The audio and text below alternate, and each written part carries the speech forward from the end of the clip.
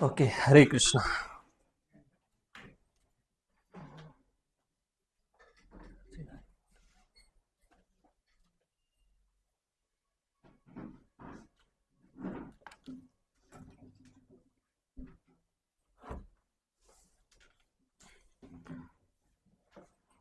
मंत्र नंबर 6.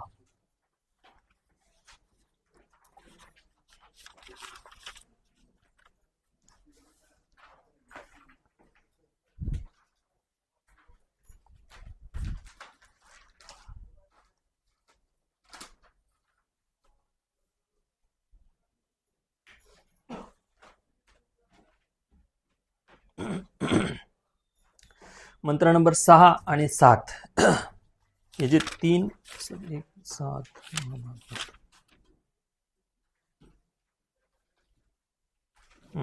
6 आणि 7 मध्ये विषय हा आहे की महाभागवताचा दृष्टिकोन काय असतो. कशाबद्दल महाभागवताचा दृष्टिकोन? तर भगवंतांना आतापर्यंत आपण चर्चा केली की भगवंत कसे अचिंत्य आहेत. असे अचिंत्य भगवंतांना आपण कोणत्या मार्गाने जाणू शकतो? फक्त आणि फक्त सांगा माताजी. भक्ती मार्गाने. भक्ती मार्गाने आपण भगवंतांना जाणू शकतो. तर महाभागवत असे जे भगवंतांचे जे शुद्ध भक्त असतात ते या भौतिक जगाला आणि भगवंतांना कसं पाहतात या 2 श्लोकांमध्ये असं वर्णन केलेलं आहे. तर हा श्लोक कोणत्या ग्रंथातला सांगा? आता श्रीकृष्ण नामादी न भवेत ग्राह्यमिंद्रिय सेवन्मुखे हि जिव्हादो स्वयमेव स्फुरत्यदा. बरोबर ना? तर हा श्लोक याचं मिनिंग काय कोण सांगेल?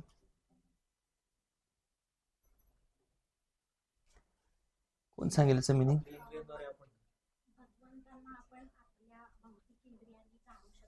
हा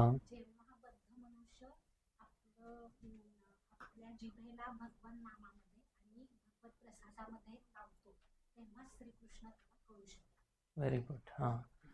तर अतः श्रीकृष्ण नाम आदी. सगळ्यांची इंद्रिय भौतिक आहेत, अनुभव आहे सगळ्यांना. सगळ्यांची मन भौतिक आहेत. कशावरून ओळखायचं? मन अजूनही पूर्ण भौतिकवादी आहे. गोविंद दामोदर नावाचं एक स्तोत्र आहे, त्यामध्ये फार सुंदर श्लोक आहे. उत्थाय गोप्य पररात्र भोगे स्मृत्वा यशोदा सुत बालकेलीम गायंती प्रोच्चेर दधिमंतयंतो गोविंद दामोदर माधवेती. तर या श्लोकामध्ये गोपींचं दिनचर्या जी आहे कशी सुरुवात होते. ज्यांचं मन कृष्ण भावना भावित आहे त्यांच्या स्वप्नामध्ये पण श्रीकृष्ण आहेत आणि उठल्यानंतर पण श्रीकृष्ण आहेत. उत्थाय म्हणजे जेव्हा गोपी उठतात, पररात्र भोगे गाढ निद्रेमधून जेव्हा गोपी उठतात, स्मृत्वा यशोदा त्यांना असं प्रयास करावा लागत नाही. ऑडिओ मोबाईलमध्ये काहीतरी लावा, कीर्तन लावा, मग आंघोळ करत कीर्तन आहे का असं नाही. उत्थाय गोप्य पररात्र भोगे स्मृत्वा यशोदा सुत बालकेली. यशोदाचा जो सूत म्हणजे मुलगा, यशोदाच्या मुलाचं सुत बालकेलीम बाललीलांचं स्वाभाविक रूपाने स्मरण होत असतं. तर हे आहे आध्यात्मिक मन. ज्यांचं मन स्वाभाविक भगवंताचं स्मरण करत नाही त्याला म्हणतात ग्राह्यमिंद्रिय. मन आणि इंद्रिय भौतिक आहेत आणि या भौतिक इंद्रिया आणि मनाने 100% भगवंतांना कुणीही जाणू शकत नाही, अजिबात जाणू शकत नाही. म्हणून हा श्लोक त्या संदर्भात आहे. अतः श्रीकृष्ण नाम आदी. नाम आणि आदी, श्रीकृष्ण आणि श्रीकृष्णांचं नाम आणि आदी म्हणजे त्यांच्या संबंधित सर्व गोष्टी. अतः श्रीकृष्ण नाम आदी न भवेत. भवेत म्हणजे प्राप्त करणे. न भवेत ग्राह्यम इंद्रिय. ग्राह्य तो व्यक्ती इंद्रियांच्या द्वारे आणि मनाद्वारे भगवंतांना ग्राह्य करू शकत नाही. मग ऑप्शन काय आहे? पर्याय हा आहे, आता श्रीकृष्ण नामादी न भवेत ग्राह्यम इंद्रिय सेवन मुखे हि जिव्हादो स्वयमेव स्फुरत्यदा. जर अशा भगवंतांना शरणागत होऊन सेवा केली आपल्या या भौतिक इंद्रियांना, ऋषिकेन ऋषिकेश सेवनम भक्ती रुच्यते. अशा ऋषिकेश भगवंताच्या चरणाशी जर आपण आपल्या इंद्रियांना मनाला सेवेत लावलं तर वाटणार नाही एक दिवस असं म्हणजे भक्तीमध्ये असं नाही की आता ही बाजू आहे आणि उद्या असं होईल, असं नाही. ब्लॅक अँड व्हाईट कधीच होत नाही. प्रकृतीचे जसे नियम आहेत ना, तसं ग्रॅज्युअल प्रोसेस आहे, धीरे धीरे हळूहळू हळू. जसं सूर्य अचानक प्रखर उन्हामध्ये ऊन देतो का? नाही देत, थोडासा वेळ लागतो. तशा प्रकारे भक्तीची ही जी प्रक्रिया आहे, सेवा करत करत मन आणि इंद्रिय जसं जसं शुद्ध होत जाईल तसं तसं भगवंतांचं सामर्थ्य रिव्हील होत जाईल आणि बऱ्याचशा गोष्टी प्रकट होत जातील. तर या भौतिक जगामध्ये भगवंतांचा आणि विशेषतः आध्यात्मिक गोष्टींचा ॲक्सेस देणारे एक व्यक्ती आहेत, ते म्हणजे भगवंतांचे शुद्ध भक्त. भगवंतांचे शुद्ध भक्त. जसं बिझनेसमध्ये, बिझनेस म्हणा किंवा कोणत्याही माध्यमातून म्हणा, पैसे जे आहेत, एखाद्या व्यक्तीला धन पाहिजे आहे, तर धन कसं जनरेट करायचं? त्याच्याकडे धनच नाही, झिरो आहे, कसं जनरेट करायचं? नाही, आता ठीक आहे, काम कर, पार्टनरशिप करू. अच्छा. तर धन वाढवण्याचं कारण मी काम किंवा बिझनेस या संदर्भात सांगत नाही, नोटा छापायचं सांगतोय. नोटा छापण्याचं सामर्थ्य आहे का आपल्यामध्ये? नाही ना, नोटा आपण छापू शकत नाही. मग जर आज समजाकडे आपल्याकडे 10 नोटा आहेत, तर त्या 10 नोटांना 100 नोटा करायच्या, तर काय करावं लागेल? बिझनेस नाही, इन्व्हेस्ट करावी लागेल कुठेतरी, ते वाढत जातील. 10चे 20, 20चे जे पण वाढतील ते वाढ. तर जनरली अशा प्रकारे धनसंग्रह होतो, स्वतःहून निर्माण करू शकत नाही. तशा प्रकारे या भौतिक जगामध्ये आपण एक नंबरचे, काय बोलू आता, आध्यात्मिक दृष्ट्या भिकारी आहोत आपण. आहेत की नाही भिकारी? आपल्याकडे ना भक्तीचा भाव आहे, ना इच्छा आहे, ना काही करायची इच्छा आहे. जोपर्यंत कोण पुश करत नाही तरी पण उठायची इच्छा नाही, तरी पण करायची इच्छा नाही. अनेक हजारो कारणं दिली जातात आणि करतो पण मग त्याच्यामागे पण भरपूर मोटिव्ह असतात. अशा प्रकारची दयनीय अवस्था आध्यात्मिक क्षेत्राबद्दल आपली आहे. तर आपल्याकडे आध्यात्मिक धन नाही. जर धनाला वाढवायचं असेल तर स्वतः निर्माण करण्याचं सामर्थ्य पण नाही. मग जसं धन दुसऱ्यांकडून जर घेतलं, दुसरा व्यक्ती कधी देईल? जेव्हा आपण असा हात करू, दे रे बाबा, माझ्याकडे काय नाही, आहे ना, प्रार्थना करू, रडू, मागू, तेव्हा ते आपल्याला धन देतील. आणि धन देणारे कोण आहेत?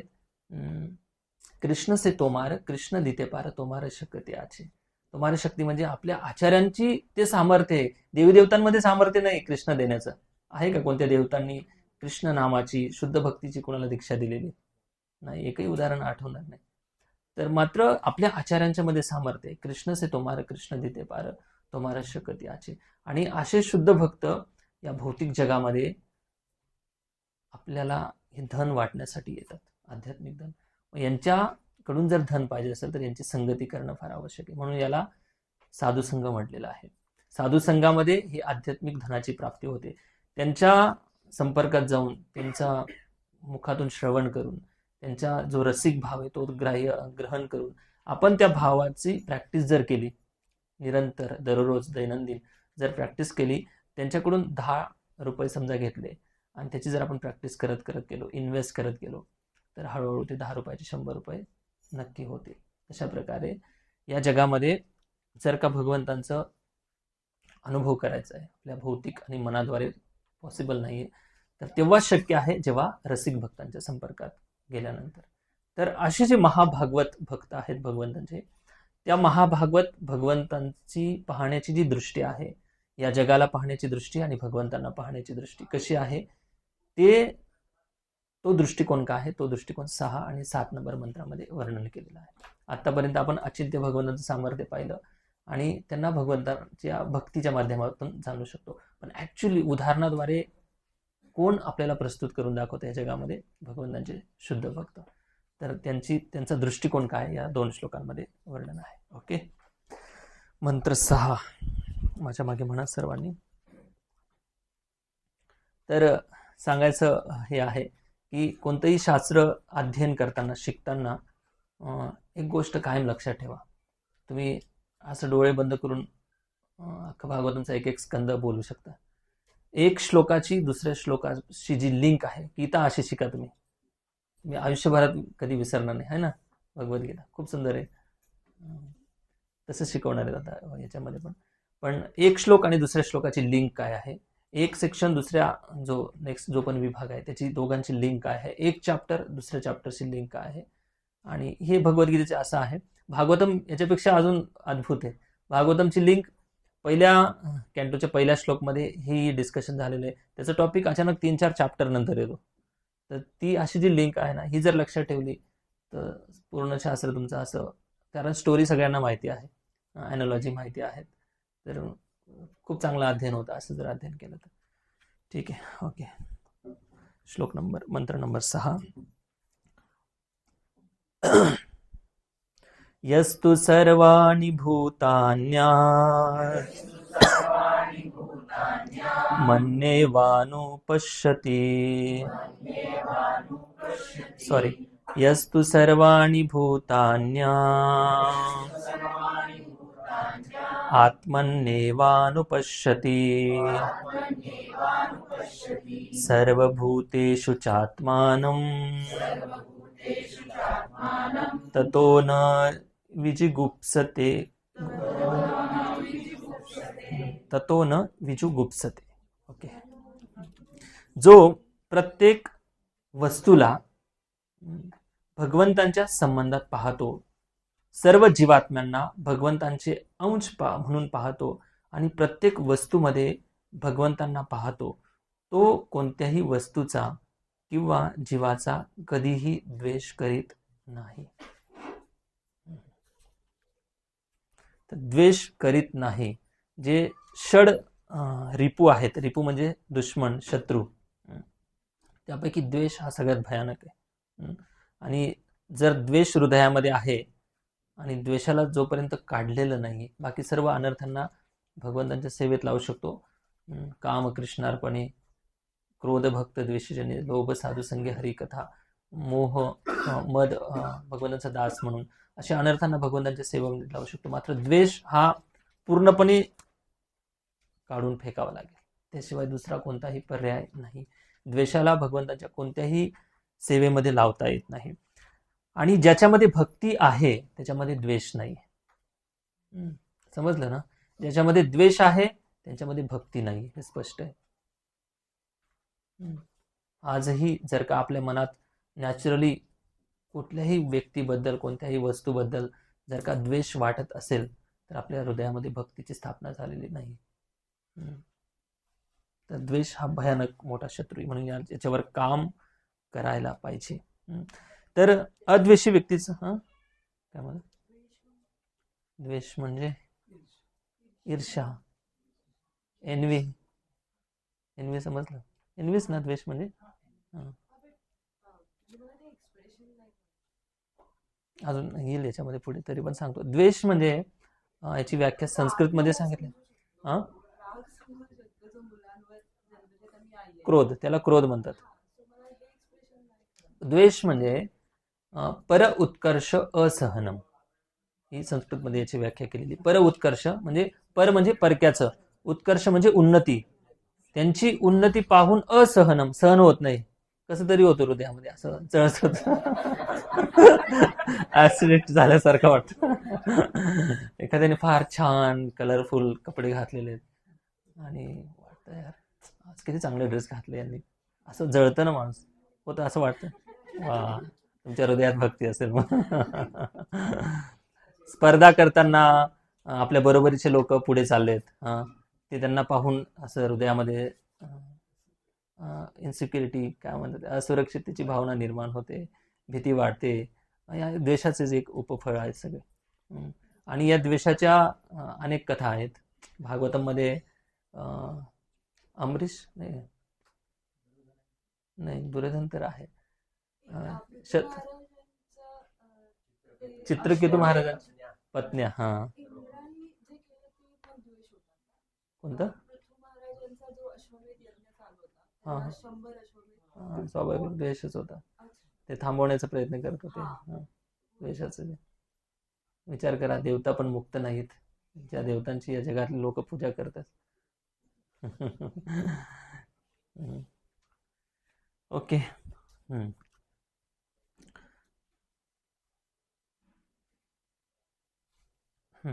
तर असे महाभागवतांचा जो दृष्टिकोन आहे भगवंतांना पाहण्याचा या 2 श्लोकांमध्ये दिलेला आहे. ओके, अनुवाद. तर 3 गोष्टी प्रामुख्याने सांगितलेले या ठिकाणी. जो अद्वेषी व्यक्ती आहे, प्रत्येक वस्तूला भगवंतांच्या संबंधात पाहणे. प्रत्येक वस्तूला भगवंतांच्या संबंधात पाहणे म्हणजे काय? भगवंतांच्या संबंधात पाहतो एखादा व्यक्ती म्हणजे काय? या प्रत्येक वस्तूला भगवंतांच्या संबंधात पाहतो. याचा अर्थ काय आहे की याच्या अगोदर आपण भगवंतांची एक व्याख्या पाहिली होती. भगवंत प्रोपरायटर आहेत, भगवंत कंट्रोलर आहेत ना, भगवंत नियंत्रक आहेत. प्रत्येक गोष्टीचं नियंत्रण भगवंतांच्या हातातलं आहे, भगवंतांच्या मालकीच्या सगळ्या गोष्टी.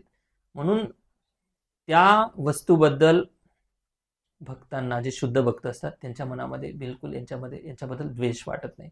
प्रत्येक वस्तूला भगवंतांच्या संबंधित पाहतात. दुसरं आहे, सर्व जीवात्म्यांना भगवंतांचे अंश म्हणून पाहतात. भगवंतांचे अंश म्हणून पाहतात प्रत्येक जीवाला. हे कधी पॉसिबल आहे? जेव्हा ज्या व्यक्तीचा भगवंतांशी खूप घनिष्ठ संबंध आहे आणि तो अनुभव करतो की भगवंत माझे माता आहेत, भगवंत माझे पिता आहेत, भगवंत माझे प्रिय आहेत, माझे सखा आहेत, मी भगवंतांवर प्रेम करतो. याचा अर्थ मी पण एक जीव आहे ना. तसे हे सगळे जीव आहेत, हे पण भगवंतांचे अंश आहेत. मात्र काही काळासाठी मायेच्या प्रभावाखाली हे लोक विसरलेले आहेत की असली माता पिता कोण आहेत आपले. तर ही त्यांची जी दृष्टी आहे ही फक्त जेव्हा पुस्तक उघडतो तेव्हा जागृत होते असं नाही. 24ही तास त्यांच्या स्मृतीपटलामध्ये या भावना जागृत असतात. म्हणून ते असं स्वाभाविकपणे कधी कोणाच्या द्वेषामध्ये कधी भावना येतच नाही त्यांच्या मनामध्ये. म्हणून सर्व भगवंतांचं कोणत्याही जीवाचा ते द्वेष करत नाही. त्याचा अर्थ आहे की प्रत्येक वस्तू आणि जीवाचे आधार भगवंत आहेत आणि प्रत्येक वस्तूमध्ये ते भगवंतांना पाहतात. प्रत्येक वस्तू म्हणजे शुद्ध भक्ताचा दृष्टिकोन असा असतो की त्याला सगळेच लोक भक्त दिसतात. हे उत्तम अधिकाराची क्वालिटी, उत्तम अधिकाराचे गुण आहेत. आणि म्हणून तो व्यक्ती असा शुद्ध भक्त कोणाचाही द्वेष करत नाही. द्वेष करायला टाइम तर पाहिजे, वेळच नाही द्वेष करायला. दोष दर्शनच नाही. दोष दर्शन केव्हा पॉसिबल आहे? जेव्हा त्या व्यक्तीमध्ये दोष आहेत. दोष आहेत म्हणून दुसऱ्यांमध्ये दोष दिसतात. जर दोष स्वतःमध्ये नाही येत तर दुसऱ्यांमध्ये पण त्यांना दोष दिसणार नाही. तर ही जी महाभागवताची दृष्टी आहे ही कधी पॉसिबल आहे? जेव्हा समजा आपल्या कुटुंबामध्ये आई कधी मुलांचा द्वेष करते का? कधी पॉसिबल आहे का? कधीच द्वेष नाही करणार आहे. का? कारण त्या मुलांना ती आपलंसं मानते. मुलं कधी आईवडिलांचा द्वेष करतात का? आणि आजकाल काही लोक करत असतील, तो विषय वेगळा आहे. पण नॅचरली असा एक आई आणि वडिलांप्रती मुलांचा असा भाव असावा अद्वेषी.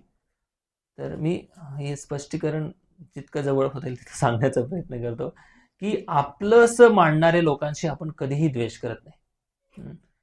त्यांच्यामध्ये दोष असले तरी सुद्धा आपल्याला गुण वाटतात.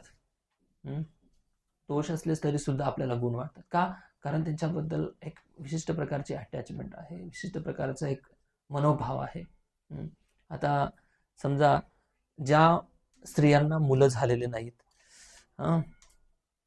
जेव्हा दुसऱ्या स्त्रियांची मुलं, लहान मुलं सी सू करतात कसं वाटतं? नाही चांगलं वाटत ना. जेव्हा त्याच स्त्रीला कालांतराने मुलं होतात तेव्हा कसं वाटतं?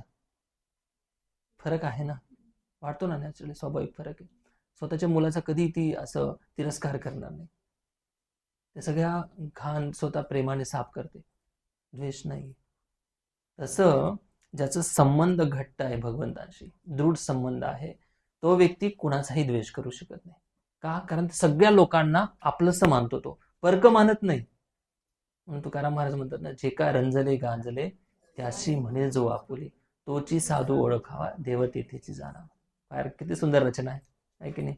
जे का रंजले गांजले, रंजले गांजले म्हणजे आजकालच्या भाषेमध्ये भौतिक जगाला वैतागलेले, त्रासांना कंटाळलेले, भांडण तंटे, रिलेशन, फायनान्शियल अनेक प्रॉब्लेम मधून जे गांजलेले आहेत. याच्यामध्ये श्रीमंत पण गरीब पण सगळेच लोक येतात. जे का रंजले गांजले त्यासी म्हणे जो आपुले. जो अशा संतांच्याकडे भक्तांकडे येतो त्यांना कधी परक करत नाही. ते त्यांना आपलंसं करतात, त्यांच्या समस्या समजून त्यांना व्यवस्थित मार्गदर्शन करतात. जे का रंजले गांजले त्याशी म्हणे जो आपुले, तोची साधू ओळखावा देव तेथेची जाणावा. त्यांचं हृदय नवनीताप्रमाणे असतं. जशी आई मुलांप्रती वत्सलता भाव असतो त्याच्यामध्ये, तसं संतांचं हृदय नवनीताप्रमाणे, कोमल नवनीताप्रमाणे. म्हणून तर भगवंत त्यांच्या हृदयात निवास करत असतात. तर असे भगवंतांचे जे शुद्ध भक्त आहेत, अशा कित्येक कथा आहेत ज्यांनी जगातल्या लोकांना जसं आहे तसं स्वीकार केलं. या सगळ्या क्वालिटी प्रभुपादांच्या मध्ये भरभरून दिसून येतात. तदा रजस्थोमा भावा, असे रजोगुण आणि तमोगुणाच्या भावनेने युक्त झालेले लोक जेव्हा प्रभुपाद तिथे गेले, बोस्टन बंदरावर उतरले आणि पाहिलं प्रभुपादांनी की हे सगळे लोक रजोगुणाने प्रभावित झालेले आणि विशुद्ध भागवताचं तत्वज्ञान मी यांना कसं सांगू. भगवंतांना प्रार्थना करतात, काष्टेर पुतली याची नच्छावसे मते. प्रभुपादांना असं मनोतून अश्रू येतात डोळ्यातून त्यांच्या आणि म्हणतात की भगवंता, भक्तिवेदांत नाम हे सार्थक करो मते. तुमच्या शुद्ध भक्तांनी मला जे भक्तिवेदांत नाव दिलेलं आहे हे सार्थक करा. या लोकांना मी काहीतरी देण्यासाठी आलेलो आहे, कृष्ण देण्यासाठी आलेलो आहे. त्याच्यामध्ये प्रभुपादांचा कोणताही स्वार्थ नव्हता. ना प्रभुपादांना यश पाहिजे होतं, ना लौकिकता पाहिजे होती, ना प्रतिष्ठा, ना पैसा, ना काही. फक्त शुद्ध भावना होती काहीतरी या लोकांना द्यायची. तर अशा कित्येक विचित्र लोकांना प्रभुपादांनी सांभाळलेलं आहे आणि अशा लोकांचं खूप कमी दिवसामध्ये खूप जास्त प्रमाणात मोठ्या झपाट्याने त्यांची आध्यात्मिक उन्नती झालेली. तर एकदा तुकाराम महाराज जात होते रस्त्याने आणि जात असताना त्या ठिकाणी पक्षी दाणे खात होते आणि तुकाराम महाराजांना जाताना पाहून ते पक्षी उडाले. तुकाराम महाराज पुढे गेले आणि मागे वळून त्यांनी पाहिलं की हे पक्षी मला घाबरतात, याचा अर्थ माझ्यामध्ये काहीतरी दोष आहे. पहा त्यांची भावना काय आहे. तर असे जे शुद्ध भक्त असतात त्यांचा दृष्टिकोन काय असतो आणि अशा शुद्ध भक्तांच्या संगतीने लव मात्र साधू संग सर्वसिद्धी आहे. त्याची आपण चर्चा करू पुढे. ओके, तर याचं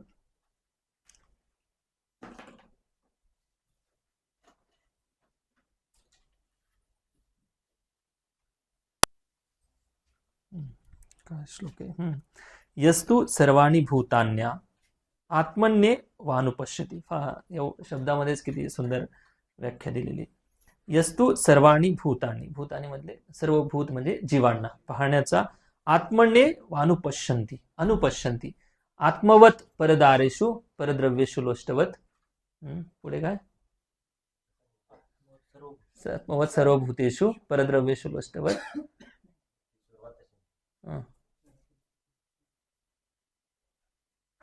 या पंडित मात्रवत परदारेषु परद्रव्येषु लोष्टवत आत्मवत सर्वभूतेषु यपश्यति स पंडितः. पंडिताची व्याख्या. तर अनुपश्यंती या ठिकाणी जो शब्द दिलेला आहे, अनुपश्यंती म्हणजे पाहणे. अनु म्हणजे जो दृष्टिकोन आहे. कुणाचा दृष्टिकोन आहे? पाहण्याचा दृष्टिकोन, स्वतःचा दृष्टिकोन नाही. हा भगवंतांचा आणि त्यांच्या शुद्ध भक्तांच्या माध्यमातून जो दृष्टिकोन आलेला आहे तो दृष्टिकोन म्हणजे अनुपश्यंती आहे. आणि हा आध्यात्मिक दृष्टिकोन या भक्तांच्या दिव्य दृष्टीमध्ये दिसून येतो. म्हणून यांना महाभागवताचा दृष्टिकोन या ठिकाणी असं वर्णन केलेलं आहे. ओके, वाचा तात्पर्य. तर तीन प्रकारचे दृष्टिकोनातले जे काही लोक आहेत त्यांचं या ठिकाणी 3 स्तरातले भगवत साक्षात्काराचे 3 स्तर जे आहेत, एक उत्तम, मध्यम आणि कनिष्ठ, 3 स्तरातल्या लोकांची या ठिकाणी माहिती दिलेली प्रभुपाद तात्पर्यामध्ये लिहितात. Yes pro. तात्पर्य. प्रत्येक गोष्ट पूर्ण पुरुषोत्तम भगवंतांच्या संबंधात पाहणे हे अशा महाभागवताचे किंवा महापुरुषाचे वर्णन आहे. भगवत साक्षात्काराचे 3 स्तर आहेत. कनिष्ठ अधिकारी हा भगवत साक्षात्काराच्या सर्वात निम्न स्तरावर स्थित असतो. तो स्वतःच्या श्रद्धेनुसार मंदिर, चर्च किंवा मशिदीत जातो व धर्मग्रंथातील आदेशांनुसार पूजा अर्चा करतो. या स्तरावरचा भक्त असा विचार करतो की परमेश्वर केवळ याच ठिकाणी आहेत व अन्यत्र कोठेही नाहीत. दुसरा भक्त भक्तीच्या कोणत्या स्तरावर आहे हे याला समजत नाही. तसेच भगवत साक्षात्कार कोणाला झाला आहे की नाही हेही तो जाणत नाही. असे भक्त सर्व विधी नियमांचे यंत्रवत पालन करतात व अमुक प्रकारची भक्ती श्रेष्ठ की तमुक प्रकारची भक्ती श्रेष्ठ अशा मुद्द्यावर कधी कधी भांडतात. कनिष्ठ अधिकारी म्हणजे प्रत्यक्षात भौतिकवादी भक्त असतात, जे आध्यात्मिक स्तर प्राप्त करण्यासाठी भौतिक सीमा पार करण्याचा प्रयत्न करीत असतात.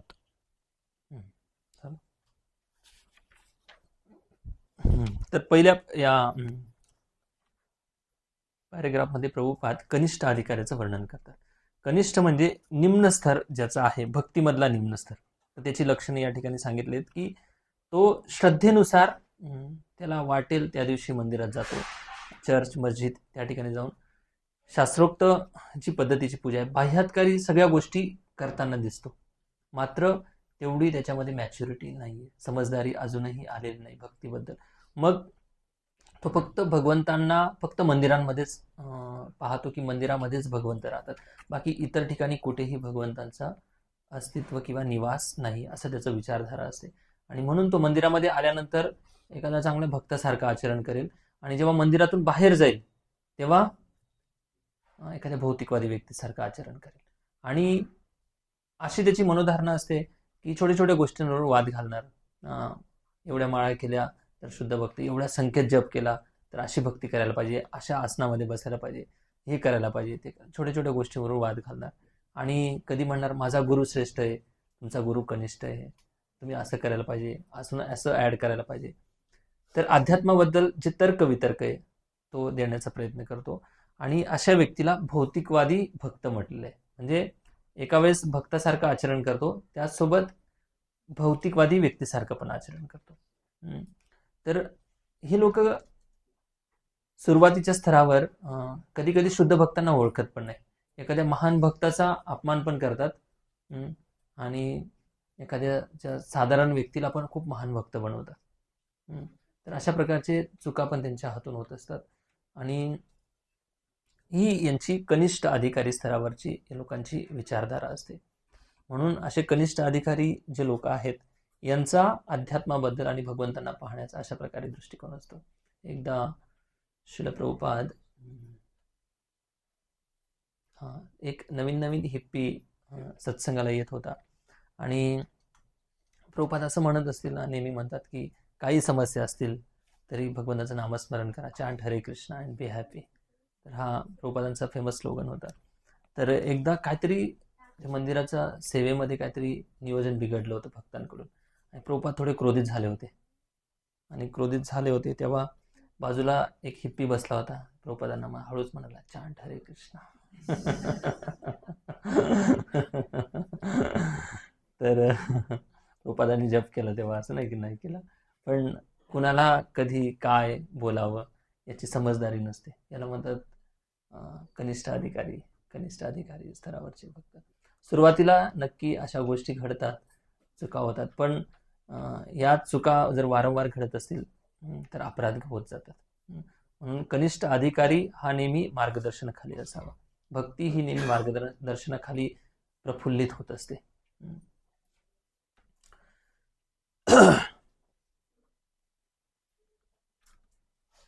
ओके, हे कनिष्ठ अधिकाऱ्याचं स्तर आहे.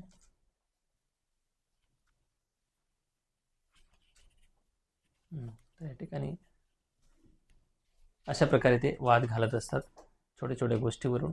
आणि कनिष्ठ अधिकारी स्तर म्हणजे छोटे छोटे प्रॉब्लेममध्ये रडणे. तामसिक तमोगुणाची प्रवृत्ती काय आहे? नेहमी तक्रारी करणे.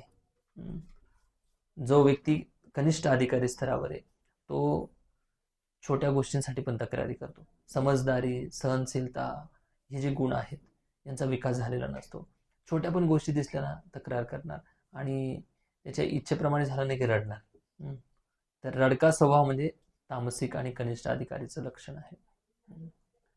Okay, next.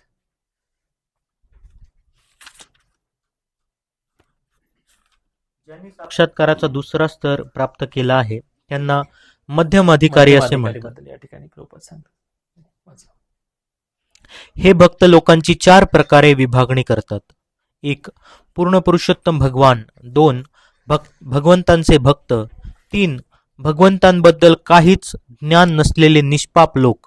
आणि 4. भगवंतांवर श्रद्धा नसलेले व भक्तिमय सेवेचा द्वेष करणारे नास्तिक. मध्यम अधिकारी भक्ताचे वागणे या चारही प्रकारांबरोबर वेगवेगळे असते. तो भगवंतांना आराध्य मानून त्यांची पूजा करतो, भक्तिमय सेवा करणाऱ्यांबरोबर मैत्री करतो, निष्पाप लोकांच्या हृदयातील सुप्त भगवत प्रेम जागृत करण्याचा प्रयत्न करतो आणि भगवन नामाचा उपहास करणाऱ्या नास्तिकांची उपेक्षा करतो. तर या ठिकाणी मध्यम अधिकारीचं वर्णन केलं. श्रीमद भागवतम मध्ये 11वा स्कंद 2रा अध्याय आणि 46 नंबर श्लोक फार सुंदर आहे. ईश्वरे तद्धिनेषु बालिशेषु द्विषत्सु च प्रेम मैत्री कृपा उपेक्षा य करोति सह मध्यमः. ही मध्यम अधिकाऱ्याची व्याख्या दिलेली. आता कनिष्ठ, मध्यम आणि उत्तम असे जे 3 स्तर आहेत, NOD भक्तिरसामृत सिंधू, उपदेशामृत या ग्रंथांमध्ये याची व्याख्या दिलेली, अजून चैतन्य चरितामृतमध्ये व्याख्या दिलेली. तर थोडंसं तफावत जाणवेल याच्यामध्ये. काही ठिकाणी श्रद्धा अनुसारी 3 अधिकारी आहेत, काही ठिकाणी एक ठिकाणी श्रद्धा अनुसारी आहेत. पुढे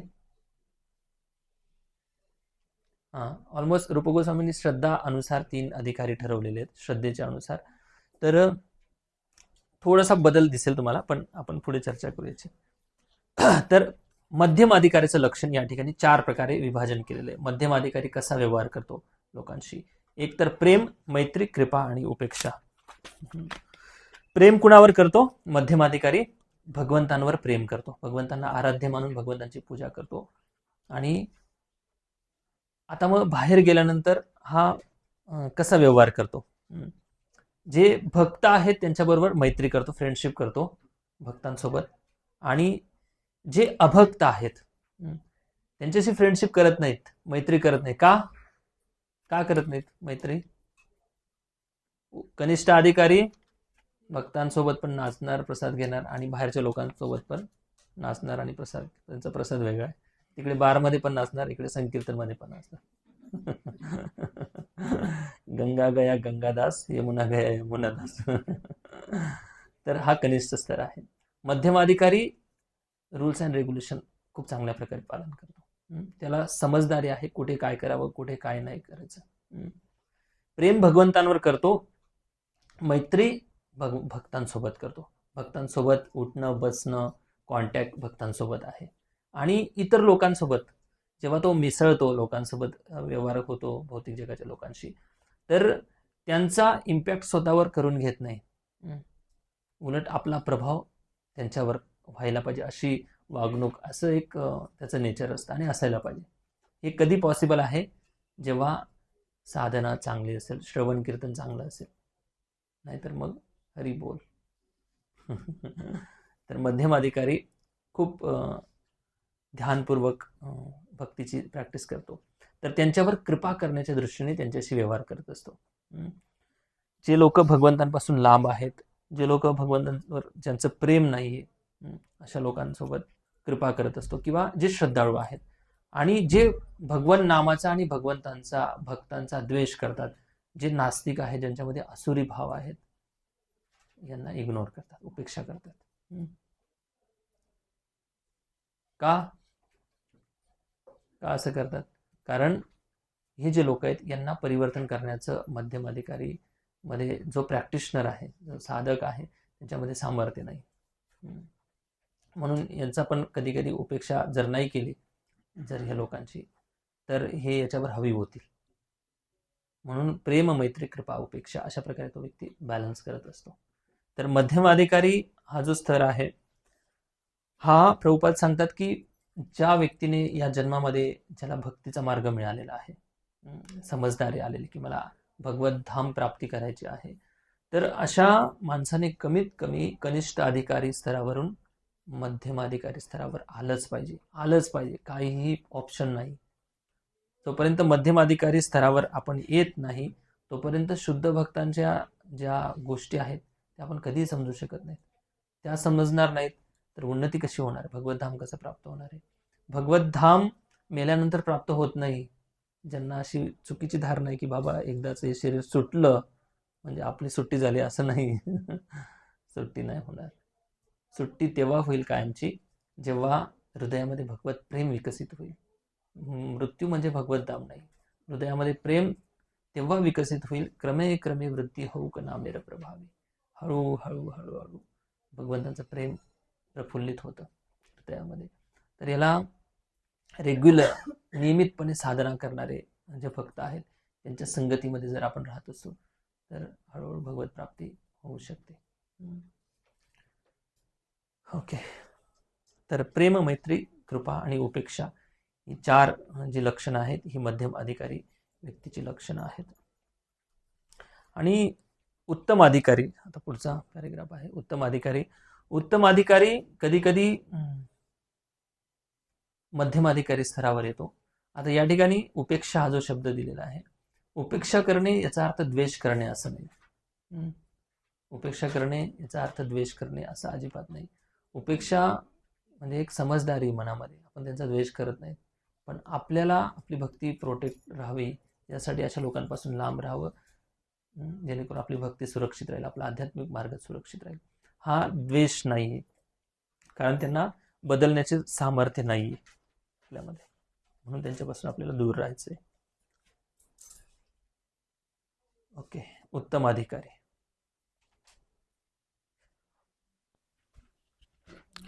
मध्यम अधिकारी भक्तापेक्षा श्रेष्ठ असलेला उत्तम अधिकारी प्रत्येक वस्तू भगवंतांच्या संबंधात पाहतो. तो नास्तिक व भक्त असा भेद न करता प्रत्येकाला भगवंतांचा अंश म्हणून पाहतो. त्याला माहीत असते की एक विद्वान ब्राह्मण आणि रस्त्यावरील कुत्रा यात काहीच अंतर नाही, कारण दोन्ही भगवंतांचे अंश आहेत. तथापि त्यांच्या पूर्व कर्मांनुसार त्यांना तसे शरीर प्राप्त झाले आहे. तो पाहतो की ब्राह्मण शरीर मिळालेल्या जीवात्म्याने भगवंतांनी दिलेल्या स्वातंत्र्याचा दुरुपयोग केला नाही, तर कुत्र्याचे शरीर धारण केलेल्या जीवात्म्याने स्वातंत्र्याचा दुरुपयोग केल्यामुळे त्याला प्रकृतीच्या नियमांनुसार शिक्षा म्हणून कुत्र्याच्या योनीत प्रवेश करावा लागला. ब्राह्मण व कुत्रा यांचा व्यवहार न पाहता एक उत्तम अधिकारी दोघांचेही कल्याण करण्याचा प्रयत्न करतो. असा विद्वान भक्त भौतिक शरीर पाहून भ्रमित न होता शरीरात वास करणाऱ्या दिव्य स्फुल्लिंगाकडे आकर्षित होत असतो. उत्तम अधिकारी हा जो प्लॅटफॉर्म आहे, अतिशय दिव्य स्तरावरचे हे शुद्ध भक्त असतात. हे प्रत्येक वस्तूमध्ये भगवंतांना पाहतात, भले तो नास्तिक असो आस्तिक असो, कोणताही भेद करत नाहीत. सगळ्यांना भगवंतांचे अंश म्हणून पाहतात आणि या सगळ्यांचं कल्याण करण्यामध्ये ते लागलेले असतात. भगवद्गीता 5.18 विद्या विनय संपन्ने ब्राह्मणी गवे हस्तिनी शुनी चैव स्वपाकेच पंडितः समदर्शिना. अशी समदृष्टी, जशी पंडितामध्ये समदृष्टी असते, कोणकोणत्या याच्यामध्ये समान दृष्टी असते? ब्राह्मण, गाय, चांडाळ, कुत्रा. तर अशा 5ही लोकांमध्ये, हत्ती, 5ही लोकांमध्ये समान गोष्टी पाहतात. समान गोष्टी काय पाहतात? जे वृक्षामध्ये पंचमहाभूत आहेत तेच हत्तीमध्ये आहेत, तेच स्त्री आणि पुरुषांमध्ये आहेत. आणि आत्म्याचं ते प्रत्येक जीवामध्ये आत्म्याचं दर्शन करत असतात. तर असा व्यक्ती प्रचार करू शकत नाही. उत्तम अधिकारीला मध्यम अधिकारी स्तरावर यावं लागतं आणि मग मध्यम अधिकारी स्तरावर येऊन त्यांना प्रचार कार्य करावं लागतं, कारण त्यांना शुद्धीच नाही, त्यांची दुनियाच वेगळी. उत्तम अधिकारीची चेतना अतिशय उन्नत चेतना आहे. त्यांना या भौतिक जगातल्या लोकांसोबत राहून त्यांना तशा भाषेत त्यांच्यासोबत वेळ देऊन त्यांना सांगावं लागतं, समजावं लागतं, तेव्हा ते लोक भक्ती स्वीकार करतात. उत्तम अधिकारी स्तराचा व्यक्ती अशा प्रकारे त्याची उन्नत चेतना असल्यामुळे, ते दिव्य स्तरावर असल्यामुळे ते प्रचार करू शकत नाही. त्यांच्या भजनामध्येच त्यांना आनंद वाटतो. आता पहा, गौर किशोरदास बाबाजी महाराज त्यांनी प्रचार केला का? प्रचार केला नाही केला प्रचार. ते प्रचार पण करत नाही, त्यांना कोण असं जवळ आलेलं पण आवडत नाही. ते कुठे जप करायचे?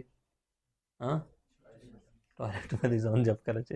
कोण असं जप करू शकतो का? त्यांचं तिथे जाऊन त्यांचं ध्यान लागतं जपामध्ये, आपलं मंदिरात ध्यान लागतं. तर पहा त्यांची उन्नत चेतना किती. तर त्यांना प्रचारामध्ये रुची नाही असा विषय नाही, त्यांना त्यांच्या आत्मसुखामध्ये एवढे तल्लीन आहेत, ते एवढे मग्न आहेत, त्यांना भौतिक जगातल्या कोणत्याही लोकांशी त्यांना वेळ घालवायला आवडत नाही. एक वृंदावनमध्ये संत होते,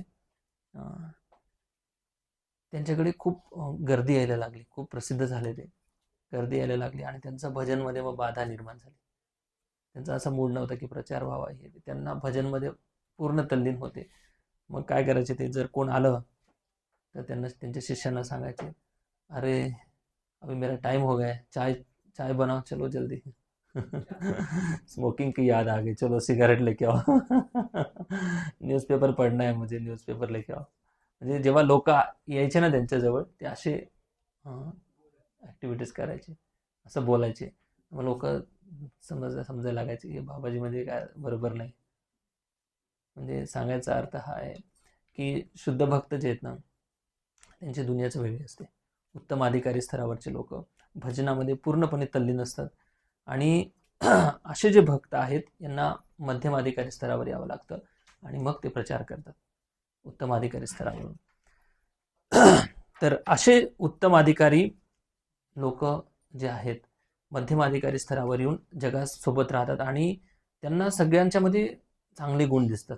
एकदा श्रील प्रभुपादांकडे एक भक्तांनी तक्रार केली की प्रभुपाद म्हणाले की प्रभुपाद, अमुक अमुक ठिकाणी या मंदिरामध्ये पुस्तकांची चोरी झाली, ग्रंथांची चोरी झाली. तर प्रभुपाद म्हणाले की चांगलं झालं चोरी झाली. का चांगलं झालं? आपण असतो तर पोलीस तक्रार केली असती, कॅमेरा चेक केले असते, आहे ना. प्रभुपाद म्हणाले तुम्ही पुस्तक वितरण करत नाहीत, भगवानाची इच्छा होती पुस्तक बाहेर जावेत, म्हणून चोरी झाली. तर मग प्रभुपाद म्हणाले की ती पुस्तकं जातील तर कुणाकडे जातील? लोक वाचतील ना, कुणाकडे जाऊ दे, चोरीचे असतो कसेही असतो, लोक जेव्हा लोकांच्या हातात जातील, वाचल्यानंतर भक्त बनतीलच लोक. तर हे दिव्य स्तरावरचे त्यांचे दृष्टिकोन असतात. तर असे उत्तम अधिकारी भक्त मध्यम अधिकारी स्तरावर येऊन प्रचार कार्य करत असतात. आणि असं का प्रचार कार्य करतात? कारण समजा 10 स्टेप आहेत, पायऱ्या आहेत, 10 पायऱ्या आहेत आणि आपण सगळ्यात पहिल्या पायरीवर आहोत, बद्धजीव पहिल्या पायरीवर आहोत आणि 10व्या पायरीवर शुद्ध भक्त आहेत. मध्यम अधिकारी जो स्तरावरचा भक्त आहे तो बॅलन्स करतो, स्वतःला प्रोटेक्ट करतो, साधना भक्ती करतोय. त्याच्यामध्ये पण प्रचाराचं सामर्थ्य पण गुरु आज्ञेने, गुरु सांगतील तेवढाच तितकाच प्रचार करेल, कारण त्याच्या रक्षणाची पण त्याला तेवढीच गरज आहे. तर शुद्ध भक्त त्या खालच्या लोकांना हात देण्यासाठी मध्यम अधिकारी स्तरावर येतात, तिथे येतात आणि मग त्यांना हात देतात, कारण जवळ येतं ना हात देणं, सोपं आहे ना समजावणं त्यांना. तशा प्रकारे उत्तम अधिकारी स्तरावरचे भक्त मध्यम अधिकारी स्तरावर येतात आणि त्यांचा जो दृष्टिकोन आहे हा दृष्टिकोन प्रत्येक भौतिक गोष्टीला आध्यात्मिक बनवण्याचं सामर्थ्य त्यांच्यामध्ये असतं. प्रत्येक प्रसंगाला सकारात्मक नाही पण पूर्ण आध्यात्मिक दृष्टीने ते पाहत असतात.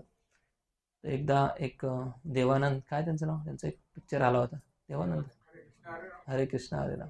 प्रभुपादांना म्हणाले की प्रभुपाद आपलं इस्कॉन आंदोलन हे लोक बदनाम करतात. तर प्रभुपादांनी सांगितलं की दम मारो दम निकल जाएगा, हरे कृष्ण हरे राम हमेशा रहेगा. तर अशा शुद्ध भक्तांच्या अनंत लीला आहेत. तर यांचा जो पाहण्याचा दृष्टिकोन आहे, काय पाहतात शुद्ध भक्त? काही जण उत्तम वाचत,